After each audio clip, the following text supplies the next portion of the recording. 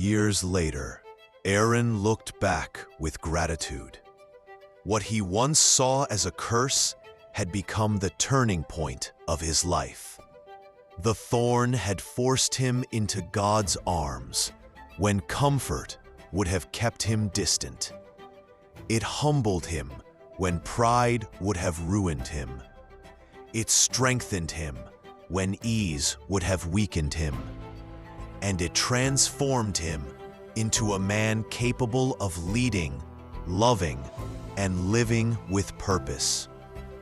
The thorn didn't destroy him, it saved him.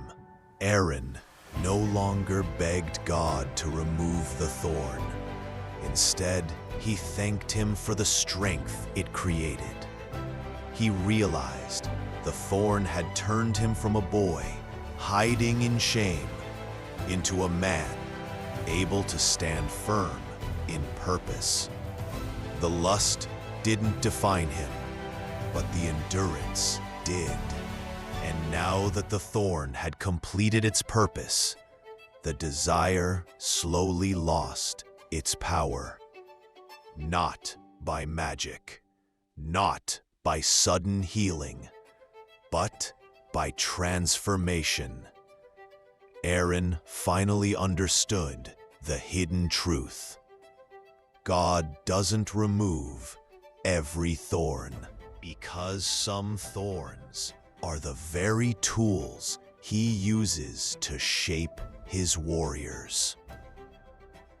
One quiet evening, Aaron finally saw the full picture. He realized that without the thorn, he would never have learned self-control, humility, emotional healing, or spiritual dependence. The thorn had shaped him into a man of depth, awareness, empathy, and strength. God had not allowed the struggle to break him, but to build him. The thorn wasn't the enemy. Lust wasn't even the primary battle. The real battle was becoming the person God needed him to be. The thorn had done its job. It transformed him. Aaron began to notice something unexpected. The more he leaned on God instead of himself, the stronger he became. The temptations didn't vanish immediately, but his resilience grew. His thoughts sharpened. His boundaries strengthened. His spiritual sensitivity deepened. The thorn that once tormented him was now teaching him discipline, patience, endurance, and emotional awareness. God wasn't weakening him. He was strengthening him. The thorn had become training. And every warrior is trained not in comfort, but in resistance. Aaron was learning how to fight, not just lust, but every future challenge that required spiritual backbone. As Aaron grew spiritually, he realized that his identity had been tied to his performance. When he succeeded, he felt worthy. When he failed, he felt worthless. The thorn shattered that lie. God was teaching him that identity is not built on purity earned. It is built on grace received. Aaron learned to separate who he was from what he struggled with. For the first time, he saw himself through God's eyes, not as a failure, but as a fighter in training. The struggle didn't define him. The perseverance did. Slowly, the shame that once suffocated him began to fade. In its place, a quiet confidence rose, not in himself, but in the God who walked with him through every battle. Days turned into weeks as Aaron slowly discovered the hidden purpose behind the thorn. Lust had exposed his deepest vulnerabilities, his fear of abandonment, his need for validation, his ache for intimacy, and his longing to feel wanted. God wasn't fighting the lust, he was healing the loneliness that fueled it. The thorn wasn't punishment, it was revelation. Aaron finally understood that God allows certain struggles to teach dependence, build spiritual muscles, strengthen character, and prepare the heart for divine responsibility. Without the thorn, Aaron would remain comfortable, shallow, and self-righteous. With it, he was becoming humbled, compassionate, disciplined, and spiritually aware. The thorn was shaping him into someone God could trust. The next time temptation struck, something felt different. Instead of running, suppressing, or panicking, Aaron paused. He finally understood the battle wasn't just physical. It was spiritual, emotional, mental. Lust didn't grow out of desire alone. It grew out of emptiness, exhaustion, loneliness, stress, and unresolved pain. God wasn't trying to remove the desire instantly because the root was deeper. The thorn was forcing Aaron to confront the wounds he had ignored for years. He didn't need stronger willpower. He needed healing. And healing required transparency. So instead of praying, "God, remove this desire," he prayed, "God, reveal the wound behind it."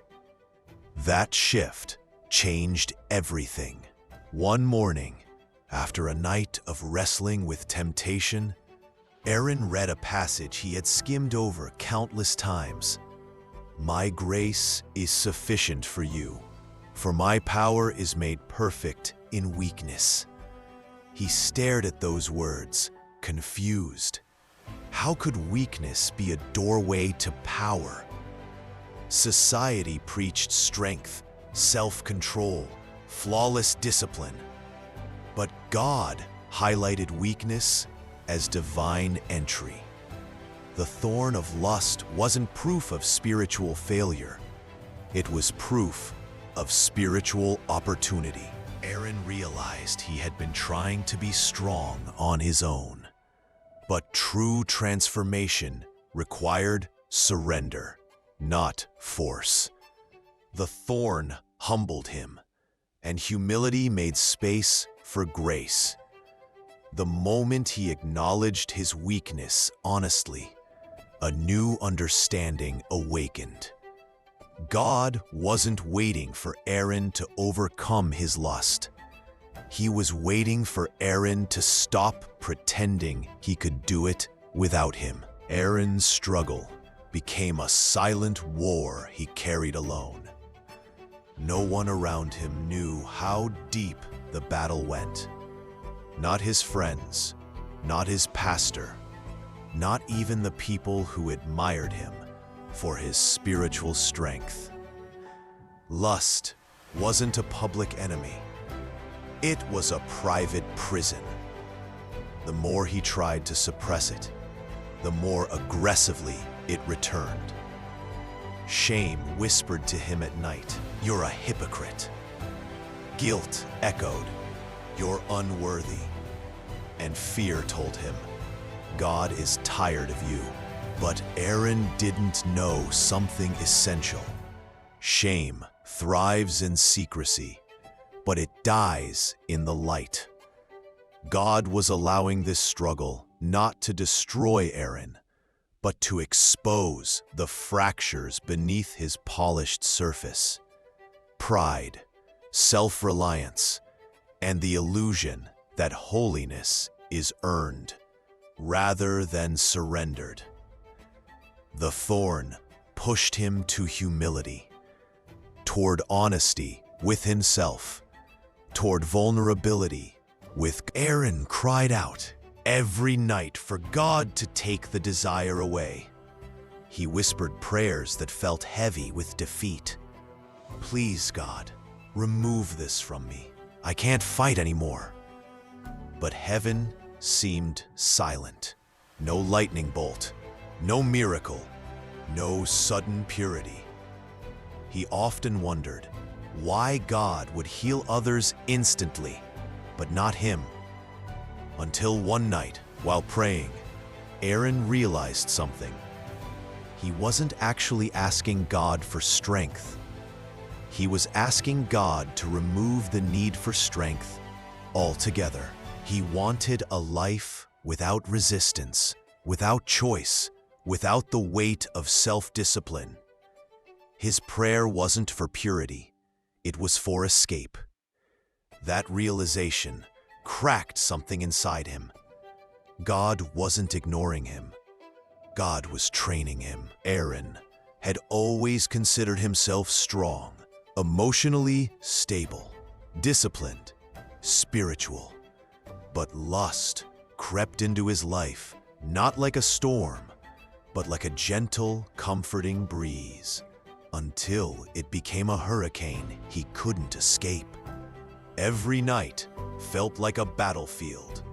His heart wanted purity, but his body dragged him toward temptation. He tried fasting, praying, deleting apps, and isolating himself from triggers. Yet the desire kept returning stronger, darker, heavier. He felt betrayed by his own flesh. The question that burned in his mind was simple. If God is real, why am I not winning? For the first time, he questioned whether his faith was weak or whether God was distant. That confusion slowly became shame, a shame that chained his identity. But what Aaron didn't know was that his war was not a sign of God's absence. It was the first step toward it. We all carry silent battles, struggles we don't talk about, wounds we hide behind forced smiles. But there is one battle that sinks deeper than others, the struggle with lust. It arrives quietly, grows quickly, and chains you internally while the world remains unaware. Many ask, if God loves me, why doesn't he remove this desire? Why doesn't he pull this thorn from my life? This story follows Aaron, a man who begged God for freedom, cried for purity, and questioned why heaven stayed silent. But what he discovered was something no sermon had explained, no book had revealed, no friend had understood. The thorn was not punishment, it was purpose.